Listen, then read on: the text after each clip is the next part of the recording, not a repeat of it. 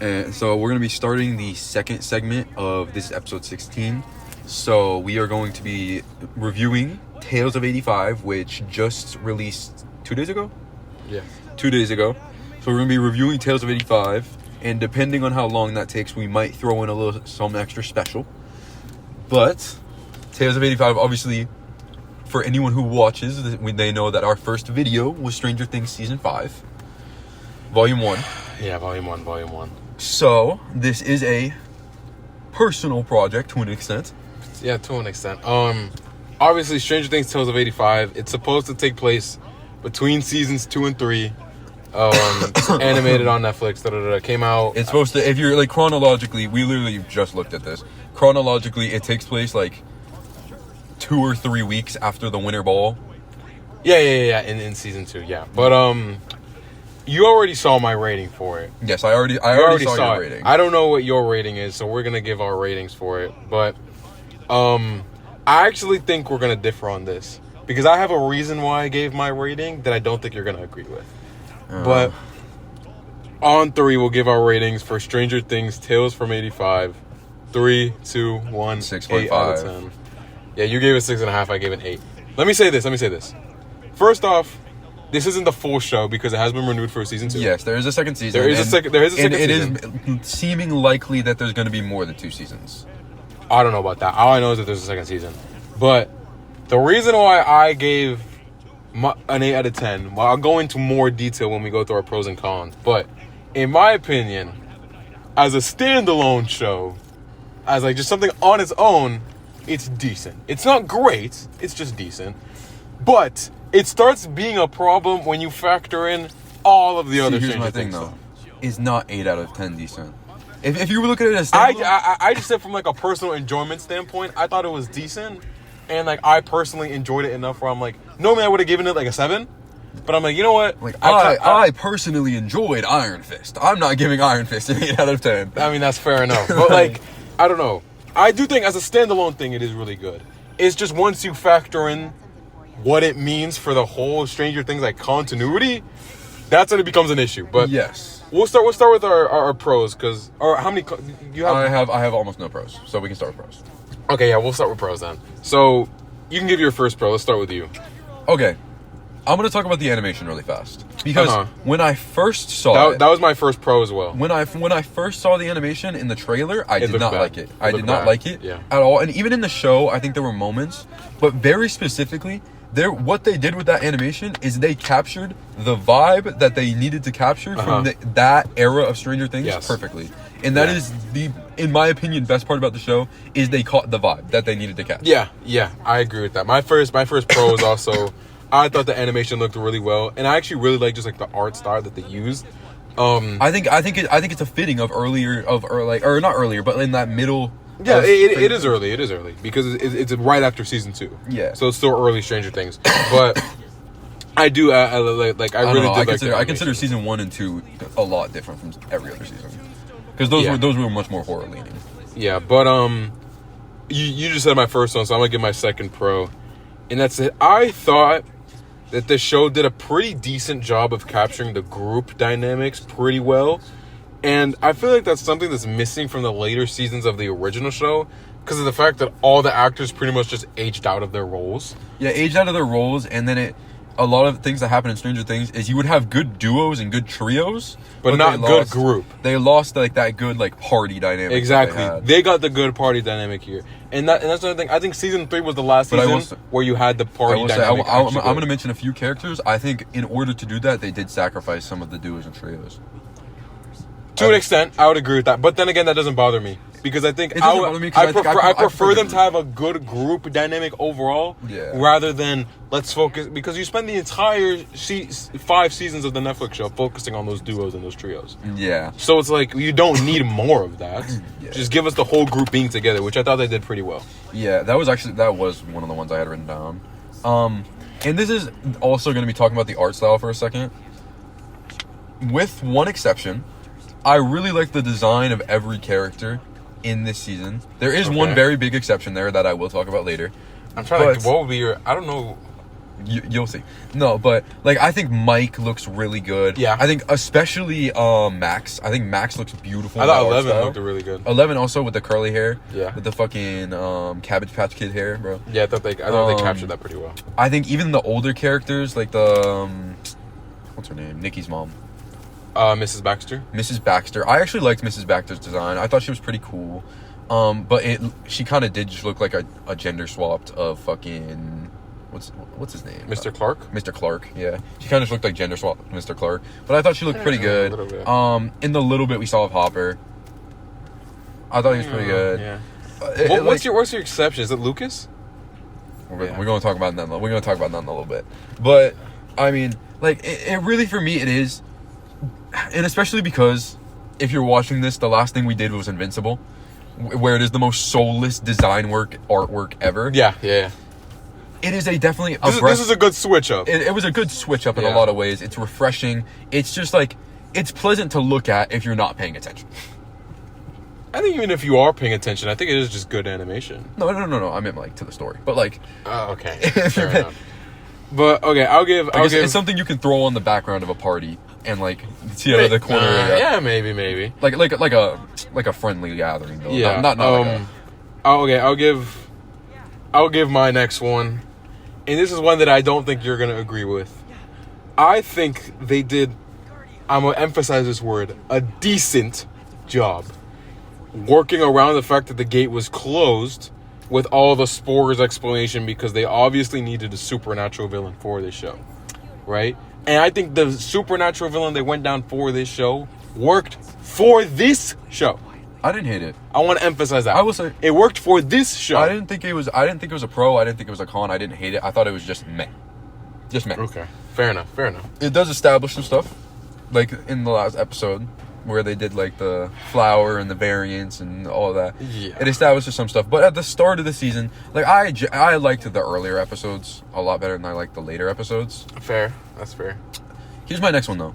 For as short of a show as this was, it was probably only about like 2 hours of actual runtime. No, it was more than that. What was it? It was 10 episodes that were 30 minutes. Yeah, it was 10 episodes that were they even 30 or were they were 20 30 or 30? They were like 25-30 range, but with credits and recap and that's still more than 2 hours though. Yeah, it's probably like 4 or 5, but like still not a lot of runtime. It actually had pretty good pacing. Like I wasn't. It did. Yeah, like that was one thing I could say. Pacing was pretty good. Like I'm not sitting there in some scenes like, wow, this is fast, and I'm not sitting there saying like this is dragging too long. Mm-hmm. Like it was pretty good pacing. Like there were a lot of like, from a technical perspective, on a lot of the developmental aspects of the show, it actually was pretty good and definitely shocked me. In terms of quality compared to season 5 of Stranger Things. Yes. But there were other problems. Like there were other, and I am that was my last. That was your last pro? Yeah. Okay, let me get my remaining pros. I thought the two main relationships, that being Ellen, Mike, and Lucas and Max, were handled better in this than pretty much. Romantic? Yeah, the romantic ones. Yeah, than pretty much almost every other season of the original show. Maybe other with an exception of like maybe like season 3, but then even then not really. Season 4 Max and Lucas was better. You think? Yeah, maybe. But I just thought that like Elle and Mike are actually a fleshed out couple that have disagreements and aren't just stuck in like constant puppy love. That was like a big problem for me of season 3. Is like it was obviously they're like a little teenage argument, but I hated it. But that's the thing, is that it makes it so much worse now that canonically this takes place before that.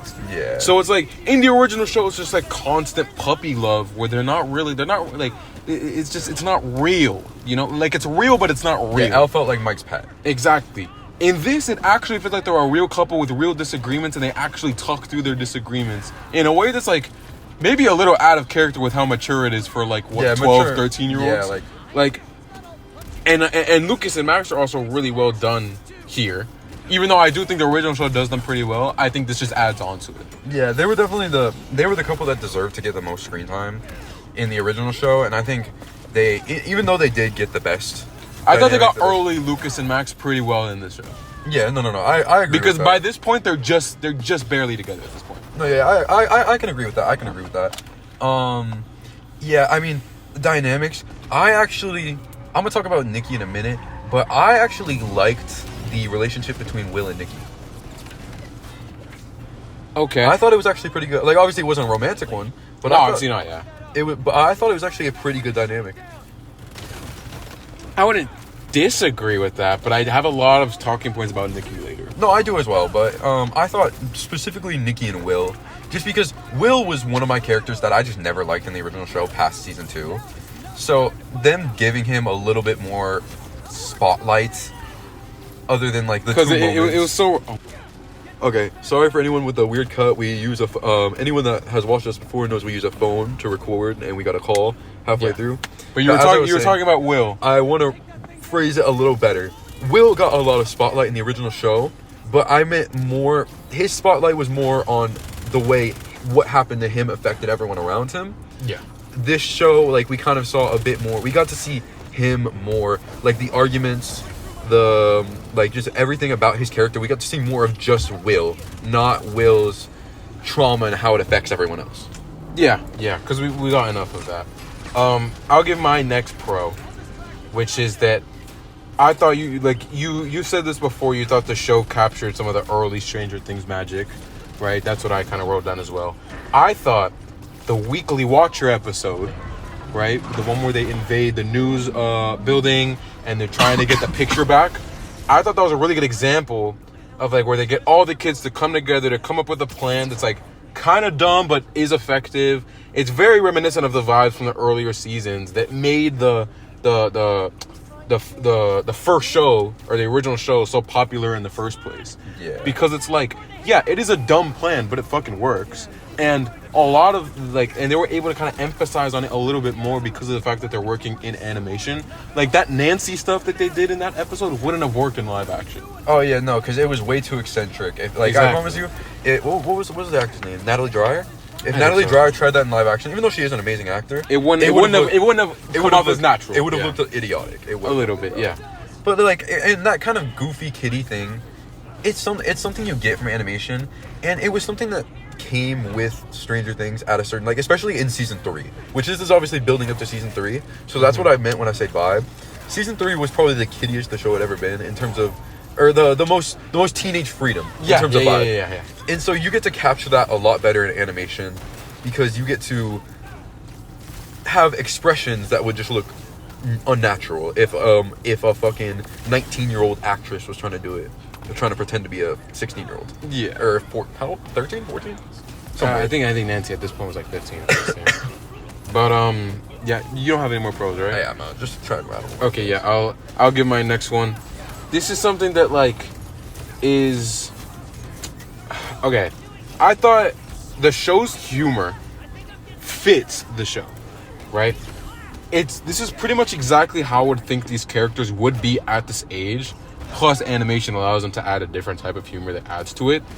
I'm not gonna act like I personally thought it was hilarious or anything, but I do think that it was fitting for the show. I think it works. Like, it was not, like, it didn't, like, I'm not sitting there wanting to rip my ears off listening to them make the jokes. Yeah. But, let's see, my next one. This is something that I think people in general might not agree with, just because there's a lot of people, especially the Byler people, who aren't happy about this interpretation of Will and Mike because they have a single argument. So they're like, they don't like this interpretation of Will and Mike. That being said, I disagree because I think this show gets, for the most part, the show gets the characters right. None of the main kids really feel like they're being mischaracterized in any way, which isn't something you can say about the later parts of the original show. Like, other characters, especially Mike. Mike gets mixed and mischaracterized so bad. Mike gets mischaracterized really bad, and like even just season 4, like it's not as bad, but season 5 is when it's really bad. It's egregious. And I do think they capture these characters properly. I do think for the people, like the Byler people who are like, Mike would never yell at Will like that. Dude, it's the 80s and they're best friends. Arguments happen, bro. I said this to you when, before we started fucking recording again for the second time when we got the phone call. If they animated our arguments, people would think we hate each other. Yeah, bro, because they're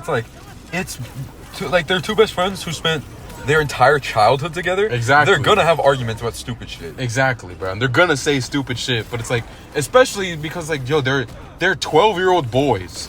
Yeah. Like, bro, if they animated the shit I was saying to my friends that when I was a 12-year-old boy, I would look way worse. I'm gonna plead the fifth on that one. Yeah. You want to move to is your last one? I have like 3 more, but I'll just list them off. I could be wrong on this.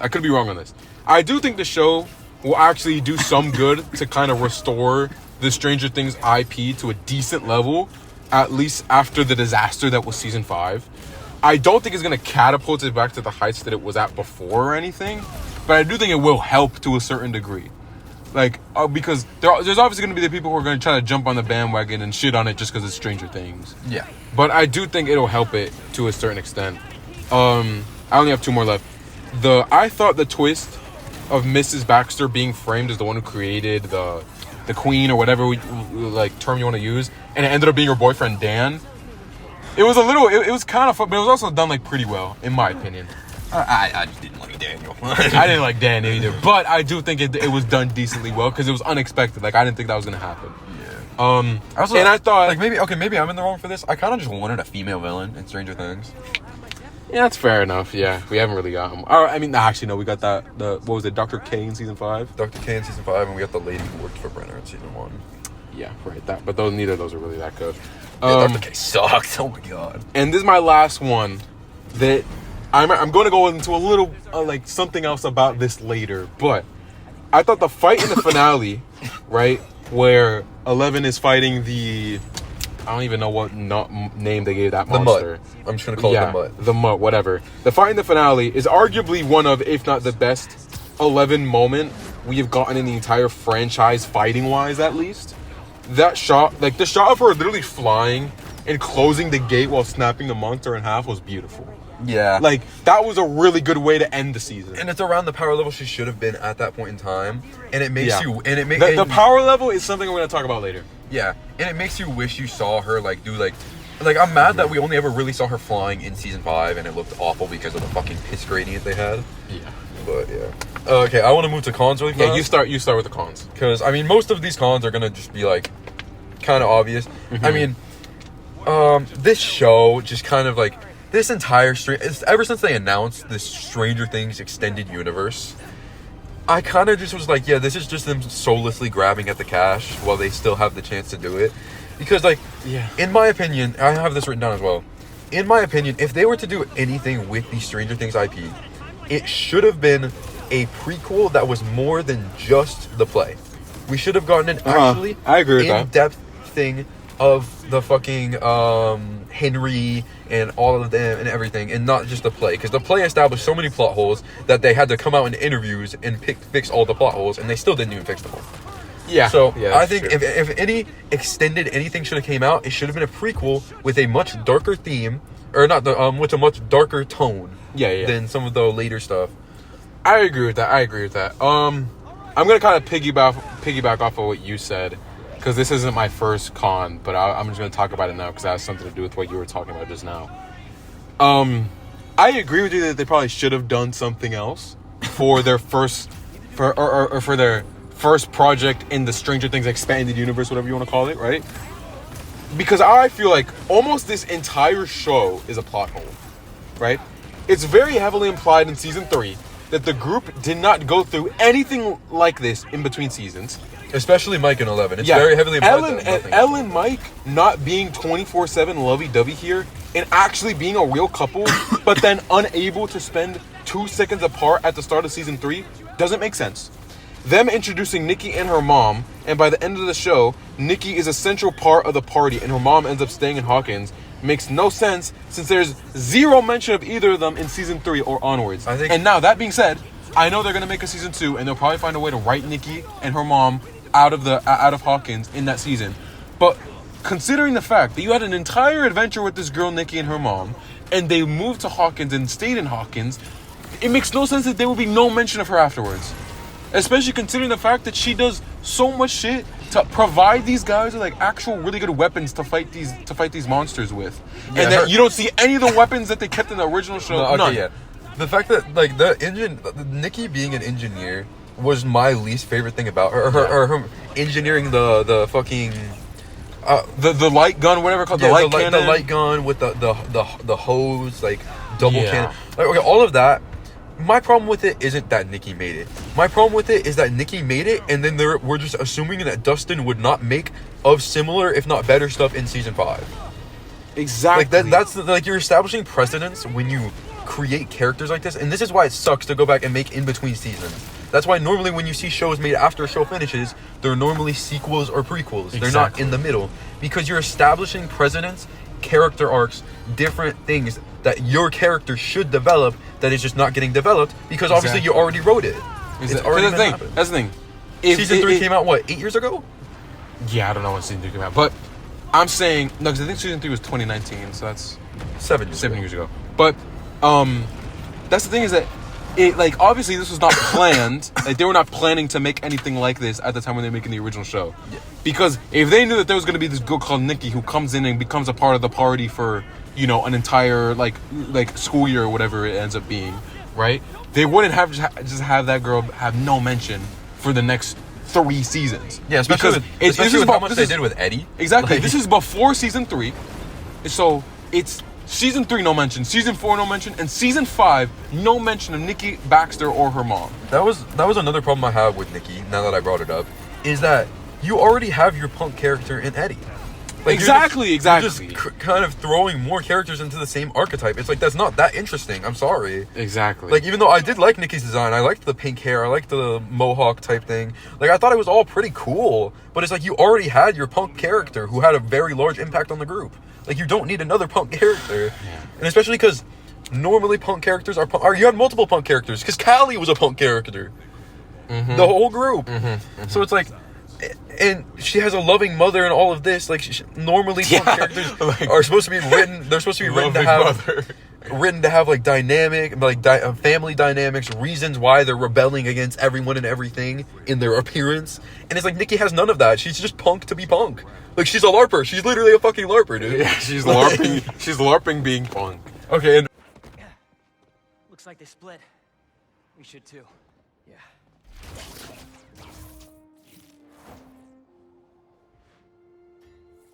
Hey, good job back there. Really? I was pretty sure I was just messing everything up. You were, but in the best possible way. What are you... Hold on.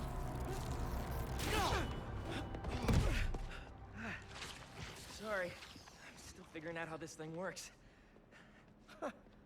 Nice design. What do you mean? Didn't you just... Huh. I guess I did. Would you look at that? I guess we really are spider pals now. I think I'm gonna head back. It was better than the Subway Surfer there. But his design is just undiscernible from just a random black guy. And it's like, I get that the young Caleb McLaughlin wasn't exactly like a crazy design or anything. He was just the point was that he was just the black guy of the group, and there wasn't many black people in Hawkins at that point in what they established. But it was like, dude, come on now. We could do something. Like, you could give him like the fucking the camo beanie or something. Like, you could give me something. No, it was the camo headband. That's what it was. Camo headband. That's what it was. I'm gonna give my next con, and this is something that I actually think is pretty fitting. 2 weeks ago or so, the last time we did an episode before you got sick, we did a review, or kind of a review, for Absolute Wonder Woman. Yes. And one of the things you said was that you thought that the writing was reminiscent of a fan fiction. Yes. Right? Si, senor. Yes. We're let's cut the bullshit. Both of us have read fan fiction in this car. Yes. I'm gonna say this. You know what an OC is, an original character. Yes. I do as well. Nikki is an OC. Nikki is an OC. Nikki is someone's self-insert. I don't like anything to do with this new kid, Nikki. She feels like someone's OC just plugged into the show. She's the strongest out of all the kids physically.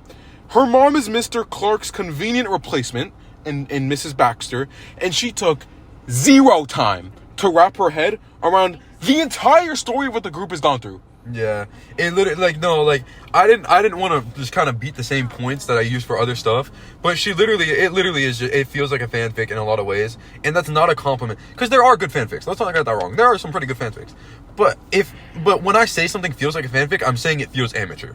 Exactly. And I should not have a hundreds of millions of dollar franchise. Nikki as a character felt amateur. Nikki as a character felt like an amateur writing, and it's like. I think Mrs. Baxter felt amateur as well. I mean, maybe not as much as Nikki. Not as much, yeah. Because Nikki really, she's punk just to be punk. Her mom is the convenient replacement who knows all the answers for how to fucking solve this problem with the fucking monsters.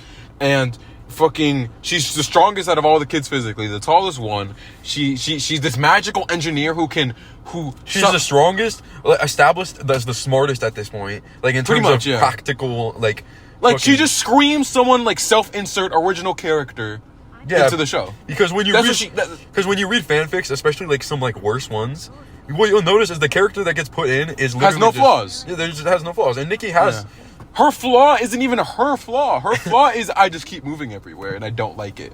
That's not a character flaw though. That's not a character flaw. That's a character issue or exactly. Or something that you can bring a dynamic with that character. Yeah, I mean. I'm just gonna rattle these last ones off because I personally don't think this show deserves to be talked about for more than 30 minutes. But fair enough. I only have one more con after this, so. The fact that the freaking thing could just create gates, just gain the power to create gates as it evolved, I did not like that. That was stupid. And the fact that it created the gates and nothing came out of the gates, practically, that was dumb. Especially because that's just such a massive plot hole as well. Yeah, because the fact that between those two seasons, if you go back and watch season 2, season 3, and you were to tell me, oh, by the way, Elle had to close another gate in between the seasons. Yeah. Oh, and the characters that were affected by it seeing vines, and there was just nothing mentioned from Will about it practically. When that was his whole thing in season fucking 2 is that he was building the vines under Hawkins. That was dumb. I felt this is one of the characters I felt kind of got fucked over in the season. Steve did nothing. He just did nothing, and they kind of reverted him back to how he was in early season 1, where he was just a dickhead. Well, I wouldn't say he was a dickhead because he still helps Dustin. Still helps Dustin, but my thing is that the thing with Steve is that I don't know if you noticed this. Do you remember when the trailer first came out, and there was that shot of Steve in the car with his head against his hand like this? Yeah. I don't know if you noticed this. That exact scene that is in the show, but it's Nancy. Yeah. They changed it. So Steve was supposed to do more, but they took him out so they could give Nancy a bigger role. Which, I don't mind, because I wanted Nancy to get more to do. Yes, but then it makes Steve look worse. And it makes Steve look worse, and he was just a nothing burger. And then, let's not mention the nothing burger, Jonathan Byers. Oh yeah, did he even make an appearance in this? I don't think he showed up. I don't think he had a second of screen time. I don't think. Yeah, he wasn't. I didn't even notice that. He wasn't even in the show. The fact that he wasn't even in the show. The fact that we went even further in with basically nothing with Lonnie. Wow, wait, I just realized that. We didn't even see Joyce either. Yeah, Joyce wasn't in it either. I don't know if it's because they're saving some big thing for none of the adults were in the show. Hopper was the only one. Hopper was the only one.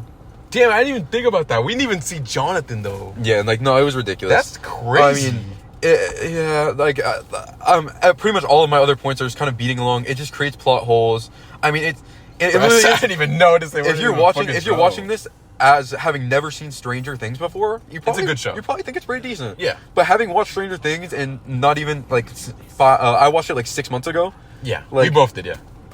Yeah, it's ridiculous. I mean, that's my last thing. If you have anything that I didn't list off that you want to do really fast. I have one more thing that has to do with 11. It has to do with the final fight that I mentioned before. Even though I think that fight was beautiful and I think it was really well done, I think one of the issues with it has to do with the original Netflix show, and that being that as cool as it was to see some of the good 11 moments in the show, even outside of the final fight, this kind of brings up the issue of this is by far the strongest she has ever been compared to any of the other seasons, including season 5. So, no, I would say she was stronger fighting the Mind Flayer. I don't think so. Bro, some of the shit she does in this, mind you, she does so much action back to back with not even a nosebleed in this show. Yeah, bro. And in season 5, she's not able to do that anymore. Yeah, no, like that's. Imagine this is before season 3. It's like some Invincible level power scaling. That's what I'm saying. Like, it's ridiculous. It's like, listen, I understand you wanted to show off more with the animation and stuff. I understand that, but it's like, yo, this is by far the strongest we've ever seen her. Yeah. This is like by far. It's not even close in my opinion. Like, I don't think season 5 got close to this, bro. She was fighting off multiple fucking like of these like monster things at the same time while using her powers to protect her friends at the same time, like with no nosebleed. Like, that's not some shit you see in the original show at all, bro. Yeah, I mean, this shows a lot of things, and I know they plan on making, or at least from what we know, they plan on making a whole universe around the Stranger Things thing, which maybe it goes up in quality, maybe depending on what they do. I don't know, like, but here's how I summarize this. If it like, as we said, if you were watching this as just a standalone, completely ignoring everything from Stranger Things, it's okay. It's not a bad watch. Like, it's not something you're gonna sit down and be like, why the fuck is this on my TV? Yeah, it's that's why I give it an 8 out of 10. But I thought it was a good watch. But if you are a fan of the series, of the IP, of the intellectual property, you are not going to sit here and be like you're going to sit here and be like, what the fuck are you doing? Yeah. Basically, all in all, when it comes to this show, it is good on its own as a standalone show. It's good. It handles its own characters well. But the second you start putting it in the grand scheme of the 5-season Netflix show, and the fact that you're putting it in between 2 of these seasons, you start to realize how many plot holes this show opens up, because so much things happen in this show that don't end up getting addressed later on, because obviously this was never supposed to be in the original intention when they were making the original show. Yeah. And so a lot of this stuff just ends up being like, well, if this or this or this happened in between season 2 and season 3, why do we get no mention of it? Why do we not see this again in season 3 or 4 or 5? It ends up being a big issue. Yeah. But on its own, it is a good show. Or a decent show, at least. Yeah, I mean, I'm just gonna move on from that at this point. We're about 30 minutes in right now, so we're gonna move on from Stranger Things to Tales of 85, and we're going to move on to some of the different major projects that have gotten a lot of news out. I want to hear. I'm gonna ask Nico a few questions, see if he has anything of his own. We're gonna kind of talk about some major things, but before that, I have to mention this: the Elden Ring movie. Okay. Set for release for 2028. A24 Studios. Biggest ever budget. 100 million. 100 plus million. We don't know the exact number yet. Okay. Cast looks very good, from what I know so far. George R.R. Martin is not writing the final books of Game of Thrones to do this. He's not writing George R.R. Martin is establishing his actual good series. That's what we're doing. Okay, man. Okay. Okay, no. Just kidding, though. But on a real note, we do not know much about the plot. All we have seen is set leaks of the intro sequence of Elden Ring so far, of the Dung Eater getting hung, of Queen Marika walking through the streets, all of that. So that is obviously Elden Ring is my favorite ever game. I think it's one of the most beautiful universes ever in any sort of fictional aspect. So that will be updates that we're gonna receive. Like any updates I see, I'm gonna try and mention them. That was just, and also just brief. It's worth a brief mention. The Jacksepticeye Bloodborne movie, which it is animated, and it's like I'm kind of a favor of that. Because that whole universe is kind of getting, like, the Sekiro anime is coming out, and that, I don't know if you've seen the trailer for that. No. It is fucking fire. I'm super excited for that. Okay. But yeah, just a brief mention of all of that. Most of this stuff is kind of like stuff that you're into. No, brief mention of all of that, because they are big things that we're going to talk about later. But the big one right now is, it was released a few days ago, the Clayface trailer, the bodily horror that is going to be released as rated R. Rated R, which is a big point that I'm excited for. Small budget, only 40 million, I think. Small budget, relatively unknown cast, which people are loving. Relatively unknown but good cast, from what we've seen. And I don't know, I watched that trailer. My jaw was dropping during that trailer, dude. That shit, like, the scene where you can see Clayface, where you can see his arms spanned up. Or the scene where, and you mentioned this to me, where he's in the bathtub, but it's not a bathtub, it's him. That's his body. Like you have to look at it to see it. Yeah, he wipes his face off. A lot of good things to be excited about that. And this is my main thing. This brings to a point, a James Gunn quote, that every DCU project is going to have its own style. Its own tone, Its own established style and tone. So, knowing that, what does that change about your opinion of what we know of Lanterns? Because a big criticism and Supergirl, because a big criticism of James Gunn right now is that everything what we is know the same. Yeah, is that everything is it's the same space western with some comedy, all of that. Okay. Here's my thing when it comes to that specific quote that James Gunn said. James Gunn said that quote right after Superman came out. I'm pretty sure. So this was before Peacemaker season 2, and I think that just strictly the tone between Creature Commandos, Superman, and Peacemaker season 2. Obviously, they're different projects with their own individual character arcs and stuff like that.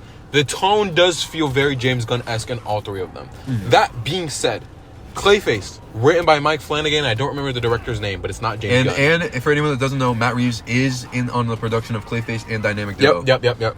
So it's being produced by Matt Reeves. I think he might be a co-producer. I don't know, but it's written by Mike Flanagan. I forget the director's name. So that's not James Gunn. Yeah. So that's already good.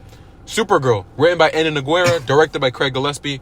That is obviously not James Gunn. People try to say, "Oh my God, it looks like Guardians of the Galaxy." Stop.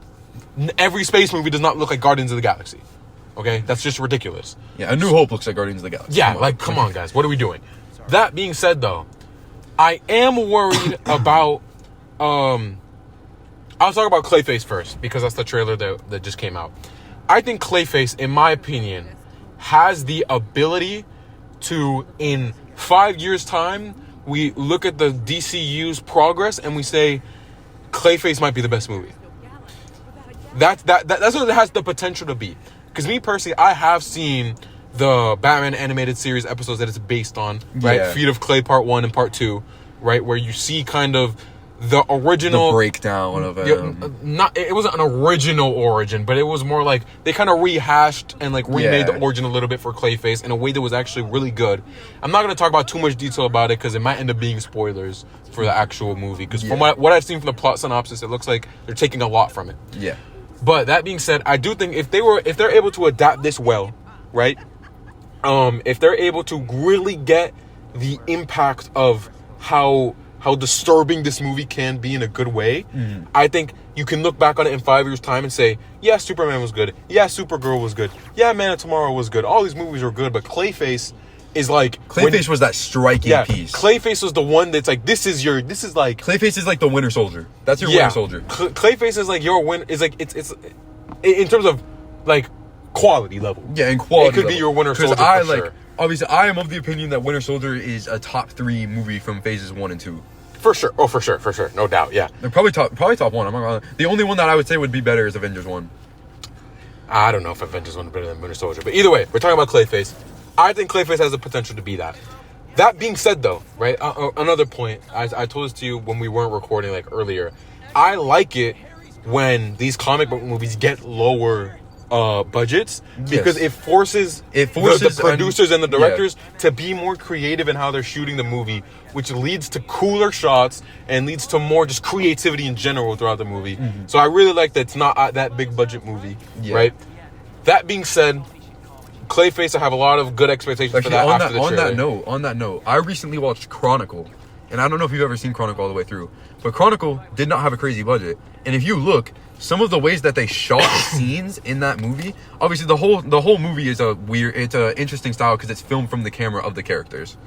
But some of the scenes they shot where you could see, there's this one scene where the dude's sitting at the door and you can see the girl in the mirror from her camera that's set up in the background. It looks really good. It forces interesting aspects and takes. Yeah. And it's stuff like this. This is why people love Christopher Nolan. Because he'll go and he'll do extravagant shit because he knows, listen, I want to use this budget and actually apply it. So I'm going to save this here, try doing a different way, and it's going to end up creating, the fucking cornfield scene from Interstellar. Yeah. Stuff like that is what I like seeing from directors. I don't want to just see multiverse of madness, CGI. Exactly. No. The good directors will be creative either way. But sometimes you need to just give a director a smaller budget, which $40 million is still obviously a lot of money. But for a comic book movie, it's not. Yeah. Right? So sometimes you need to give these directors a smaller budget to say, get creative. Yeah. And find a creative solution. Sometimes you just have to rip away that safety net. That's what it is. Exactly. That being said, as much as Clayface, I'm really excited for Clayface after the trailer and all that stuff and all the stuff we just talked about. It does worry me a little more for Supergirl. And the reason why I'm worried about Supergirl is that I mentioned this to you before, I think yesterday, when we weren't recording. I've said this before on the podcast. I love Woman of Tomorrow, the comic. I love it. It's like one of my favorite comic runs of like, or not runs because it's like a mini series, but like it's a very good comic. It's one of my favorite comics. I love the story. I'm one of the few people that actually like the ending of that story. Some people don't like it as much. I like it. I'm more so worried about the fact that if Clayface comes out the same year that Supergirl comes out, right? Because Clayface is coming out October, and Supergirl is, I think, late June, if I'm not mistaken. I think it's like June 29th or 27th, something like that. And my problem with that is, I feel like Clayface could very easily, depending on how good Supergirl is, because Supergirl, if you live up to the comic, you don't have to worry about Clayface. Yeah. But I do think Clayface now has the potential to overshadow that movie. I really do, because like they're not super far apart. And here's because I think what like Clayface is what 4 months after. Like that's enough. That's like not that much time for you to say like, hey, yeah, Supergirl was good, but man, 4 months later they released this banger. So that it could very easily end up overshadowing. Here's another thing I'm going to pitch to you. Mm-hmm. If Clayface comes out and it's amazing, that then sets the bar for Brave and the Bold that much higher. Because if Brave and the Bold comes out and it's a flop, after Clayface, after Batman, after a Batman villain who... Clayface, very good character. In grand scheme of things, he's a B-tier Batman villain. Maybe A-tier. Like, in terms of if you really look at him... I think this movie has the potential to make him an A-tier. Yeah. But he's a B-tier Batman villain. If you have one of your B-tier rogues come out with this just beautiful fucking horror movie, edge of your seat, and then Brave and the Bold drops, and it's just an okay superhero movie, your DCU is fucked. Because Batman is one of your primary characters. And you kind of just fucked yourself over. But like that being said though, I do think, I'll ask you this about Clayface as well. How upset would you be if we got zero mention of a Batman in this movie? If there's zero... Like, when I say zero mention, I mean no Batlight in the sky, no Batarang, no mention of a Bruce Wayne, nothing. I'm very 50-50 on this right now. Because James Gunn has came out and said that Clayface is chronologically the very first movie of the DCU. Like, in terms it's a prequel. In terms of the... Because Clayface shows up in Creature Commandos as well. In terms of the DCU timeline. So, that could imply that Clayface, this entire movie is taking place before Batman ever becomes Batman. That could be an implication that comes from that. But if that is not true, and that does not mean you can't have a Bruce Wayne mention. Yeah, there should be a Bruce Wayne mention. And maybe even we should see a Bruce Wayne. I don't think we will. I don't think we will because they haven't casted him. Yeah. I don't think we will, but I think maybe like something in the comment or in like a newspaper, like you said, of like, oh, Wayne Foundation or something like this. Or like if we see like, maybe we see like a play of the Wayne's deaths and Matt Hagen is acting in it. Something like that. Ooh, like some, I haven't like heard about that. Maybe. Stuff like that could be added in. Like these creative aspects that can tease Batman, get the hype going. Because Batman is the character you want hype for. Because you have to compete with Matt Reeves as the Batman. You need hype to compete with that. Yeah, you do. I agree with that. I like that idea. I never thought about that idea. Like, because in some iterations it's a play, some iterations it's a movie. You could very easily just make it a movie. Yeah. Right? And make it a movie to where he's acting in it, and you hear just like maybe a few lines of dialogue of something happened outside the theater. Yeah, that's really all you need. My thing is, I personally think that because it's kind of been established at this point, not necessarily established, but very heavily hinted at by James Gunn, that this version of Batman is going to be an experienced version of Batman. Not 20 years in like Ben Affleck was, right? Yeah. Not to that extent. But maybe even upwards of 10 years in. Yeah, 5. Because this Batman is supposed to get Damian Wayne. He's supposed to get Damian. So he's probably going to have at least like in and around like 10 years into his career. So that being said, there is still a chance you can get a Batman in this movie because we don't know how far before it takes place, before Creature Commandos. Yeah, we don't know how far before. If I don't see a mention of Batman specifically, but if I see no setup that would later give me a compelling reason to care about this Clayface versus Batman, that will upset me. Yeah. Like maybe you introduce a Thomas Wayne Maybe that's what you do if you don't want to cast Bruce Wayne yet. Or maybe a Martha. Maybe you have like Martha be, because Martha in the comics is very interested in the arts in a lot of comics. Yeah, so maybe that's a you good have it point. be like That's a something good like that. You should use this movie, because this movie should be, I think you should let it breathe on its own. Let it have its own significance. Let it have its own beauty, which I think a lot of people after that trailer are kind of excited for it and seeing that.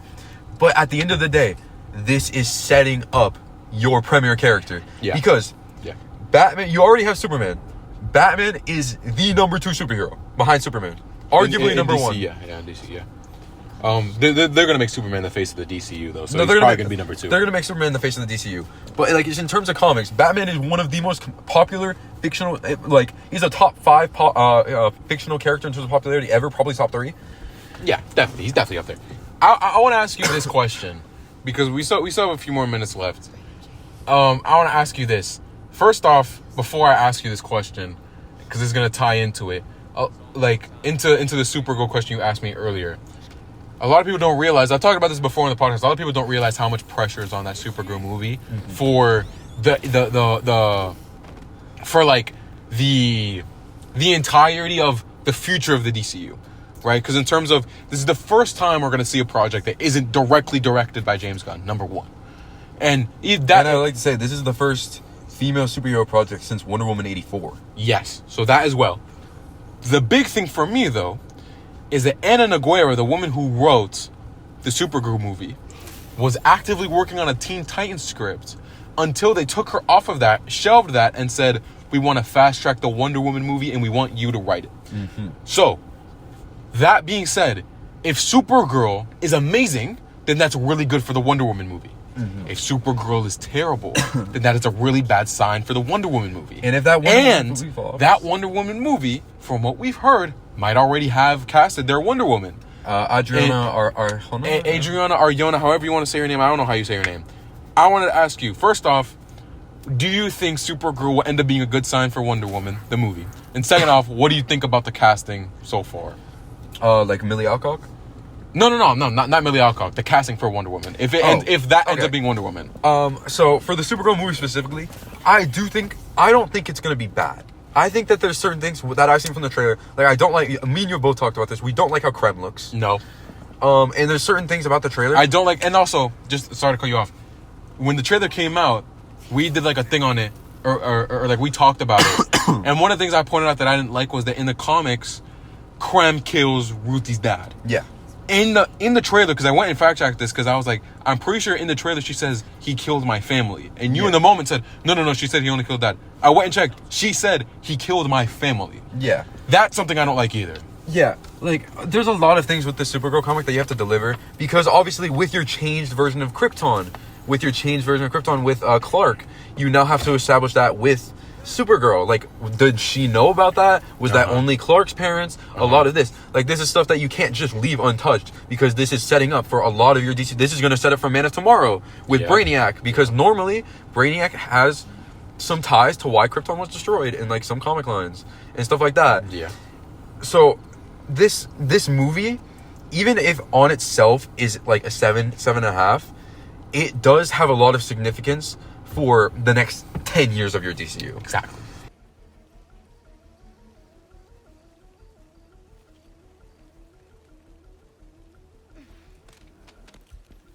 Looking into it.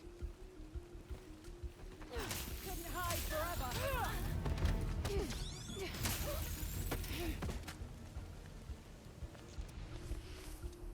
This looks right. The hunter who input that code has to be nearby. I've only seen looking into it.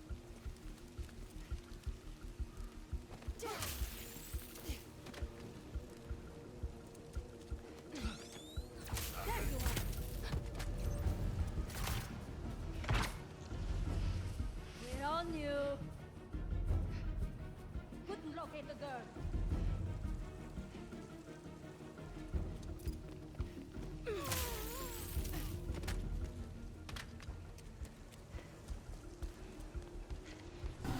Yeah, maybe, but physically, in the face, I think she fits it very well. I just want to see. I agree with that. Will they have the balls to actually make her bulk up? because that is a thing they don't do with female characters in a lot of ways. They don't make female characters bulk up, and that is because oh well, this is what men like seeing, is they like seeing slender woman in the fucking movies and whatever. I want to see accurate to the character. I want to see a Wonder Woman who is scary to look, who is standing next there to Batman and Superman and looks like she deserves to be next to them. Yeah. I agree with you. That was one of the only, maybe not gripes is the right word, but like one of the only hesitancies I had about the casting, or the potential casting, because it might still end up being just Maxima. But if she does end up being Wonder Woman, I personally liked the idea a lot of having a 6'+ Wonder Woman in the DCU. Yes, but it is a kind of unrealistic to get a good actor, a good actress that's that tall, because women are very rarely that exactly. height. So my thing is, if you're able to give me a good performance as the character, no matter what, I can look past a lot of things. Yeah. Right? So if she has the face for it, like you said, like she's obviously a very beautiful woman, right? She from what I know, she has the acting chops, right? The accent will matter a lot, though. The accent will matter, but she's already Hispanic, so like the accent might already be there to a certain extent. Yeah, she is, bro. With her name, yeah. But my thing was, listen, if she's 5'7", put her in heels 5'9", right? I personally think that could be enough if she just is if she embodies Wonder Woman as a character. Yeah. I'm okay with it. I'll learn to live with the 5'9". It'll take some interesting camera work to try and make her a bit bigger in some case and all of that. But I can live with Wonder Woman not being a massive beast, because at the end of the day, these are comic panels. These are drawn. You can't expect that to be taken into real life one for one. Exactly. But, and we're just going to bring this really fast because we're kind of running out of time. The rumored Batman casting, which is, what was his name? Paul something? You're going to have to search it up. I'm going to search it up really fast so you talk for a second. Yeah, I don't know. Listen, for that Batman casting, while he searches it up, I'm going to push my agenda once again. I haven't pushed this in a while. Jacob Elordi, listen. I really like it. I know I sound crazy to an extent, but listen, man, I really think he can do it, man. I really think he can do it. I really think Jacob Elordi can do it, bro. And I know he's on the younger side, and I know that people have been saying, well, he's not that good in Euphoria right now, which maybe so, but we found. Yeah. I don't blame him for it, because I haven't watched Euphoria, but from what I've seen in season 3, that show's on some bullshit right now. Yeah, but yeah. So I'm willing to excuse him for that one. The rumored casting is Paul Anthony Kelly, which he did a JFK show. How tall is he, by the way? I think he is 6'3". Okay, I can. He is a bit older. He is 1988. He was born, so he is. What's that age? You got to tell me age. 38. No, too old. He's a bit older, because Cornsweat's 31. Yeah, so too old. He is a bit older, so that is a kind of thing, but he doesn't look it. And considering we're getting the experienced Batman, give him a little bit of a gruff on his face. I could see it. And I'm going to bring this up really fast, because is that rumor, does it have any sort of credibility to that rumor? Apparently James Gunn made a bunch posted about him or something, and then everyone saw him, and everyone's like, this is Bruce Wayne. Like, you look at them, that's Bruce Wayne. Okay. Like, when you look at the clips from him in the show. We're going to bring this up because this is something James Gunn would do. And a lot of people have talked about it. Batman suit, white eyes. No. Because no. Let me get my rant off, because you know how I feel about the white eyes on a Batman suit. Okay, we don't have that much time. Would pray.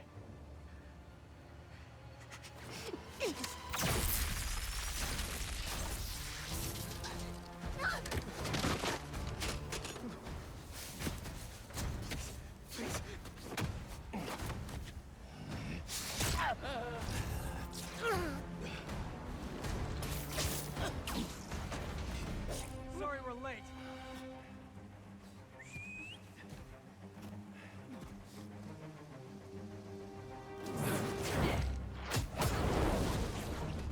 Are you two all right? Better now. There's a lab in the atrium. Might have a serum. I don't have much time. Then we'll buy you some. Right up the hill. That glass building. Please. You can't, any of those micro expressions, you can't do that. The eyes do a lot. The eyes and the mouth, they do a lot because that's the only times you could see any sort of emotion. So if you want to have wide eyes, number one, for a lot of the people who are like, well, it worked for this character, it worked for this character. Let's go through some of them. Wolverine, right? Wolverine looked bad. Wolverine and Deadpool Wolverine looked terrible. It was only in there for one CGI shot that looked absolutely shit. That did not look good. Spider-Man has eyes that literally go wider to reflect emotion. Yeah, they move with his face. They move with his face to reflect emotion. So no, it is not the same. And another one. And if you look at if you look at the iconic panels of Batman with the white eyes in the comics, it they moves move with his face, and it that's not gonna happen with a Batman That cowl. wouldn't work in live action. Unless they gave him like a latex suit, which would look awful. Exactly. And so for the and other people say, oh, but Deadpool has similar sized white eyes. Number one, It's the there same is thing as there is Spider-Man. no character in the entirety of comic book movies history that talks more than Deadpool. You don't need him to be that expressive with his eyes. Yeah, with his body and everything. Or with his face, because first off, he does a lot of expression through his body, and he talks more than any other character. So it's not the same at all. For the people who say they want live action Batman with wide eyes, I genuinely don't know if I could have a conversation with you without slapping you in the mouth. Like, that's so dumb. Okay, just as a very fast counterpoint, and then we're gonna wrap this up. My only counterpoint is Daredevil Born Again Season 2. The suit doesn't have wide eyes, but it does have colored eyes, and it still looks pretty good in his expression. But that is a Charlie Cox thing. Charlie Cox is just very fucking good at acting. And he's also blind. But we might actually run a bit over on the fucking gameplay we have for this video. But Yeah, so thank you guys for listening. Like, subscribe, YouTube, whatever, all of that. We're just kind of speed run through this. We'll see you next week. Yeah, that's